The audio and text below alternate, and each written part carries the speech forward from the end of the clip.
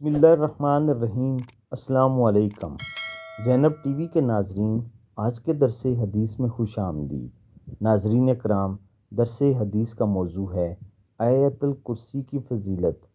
حضرت علی رضی اللہ تعالیٰ عنہ بیان کرتے ہیں کہ میں نے رسول اللہ صلی اللہ علیہ وآلہ وسلم کو ممبر کی سیڑھیوں پر فرماتے ہوئے سنا، جو شخص ہر نماز کے بعد آیت الکرسی پڑھتا ہے تو اس کو دخول جنت سے صرف موت روکے ہوئے ہے، اور جو شخص سونے کے لیے اپنے بستر پر لیٹتے وقت اسے پڑھتا ہے تو اللہ تعالیٰ اس کے گھر کو، اس کے پڑوسی کے گھر اور اس کے آس پاس کے گھر والوں کو امن عطا کر دیتا ہے۔